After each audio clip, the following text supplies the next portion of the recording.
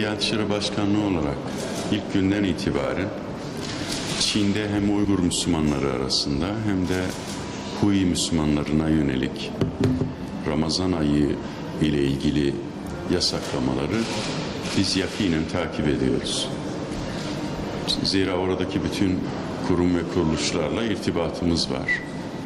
Diyanet İşleri Başkanı olarak kendi başkanlığım süresinde 2 defa Çin'i ziyaret ettim. Hem Uygur Müslümanlarıyla hem de Hui Müslümanlarıyla protokollerimiz imzalandı.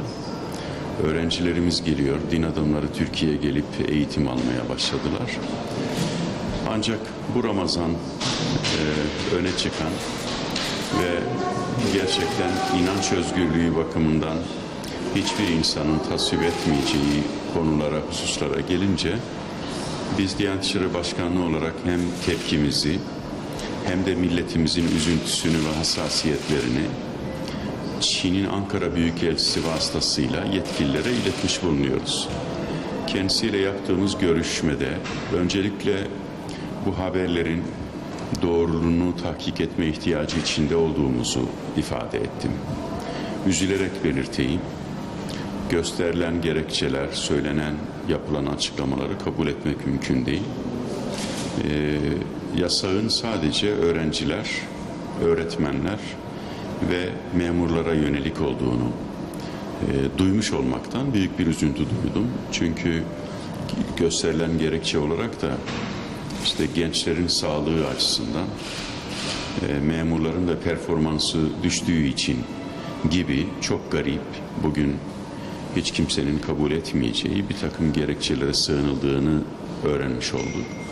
Bu gerekçelere sebebi gerekçesi ne olursa olsun oruç ibadeti gibi bir ibadetin bu çağda dünyanın herhangi bir yerinde yasaklanması, ona bir kısıtlama, sınırlama getirilmesi kabul edilebilecek bir husus değildir.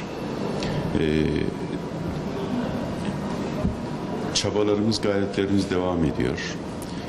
İnanıyorum ki aklı selim galip gelecek ve bir an önce bu yanlışlıklardan vazgeçilecektir. Çünkü bu yanlışlıklar, bu kısıtlamalar, bu yasaklamalar aynı zamanda beraberinde şiddeti getiriyor. Beraberinde çok daha büyük yanlışları getiriyor. İnsanlar hiçbir zaman Allah'ın emirleriyle devletin koyduğu yasaklar arasında bırakılamaz. Bu iki arada kalan insanlar elbette kendi tercihlerini Rablerinin emirleri noktasında yapacaklardır. Kendi ahiretlerini düşünerek farklı davranacaklardır. Onun için bu yasaklar artık dünyanın neresinde olursa olsun hiçbir çağdaş dünyada, hiçbir devlete, hiçbir ülkeye, hele Çin gibi yaklaşık 1200 senedir Müslümanları kendi içinde yaşatan, varlığını sürdüren bir ülkenin kendi toprakları içerisinde asırlardır, 1000 yılı aşan bir süredir yaşayan Müslümanlara yönelik bu yasaklamaları, kısıtlamaları kabul etmek asla mümkün değildir.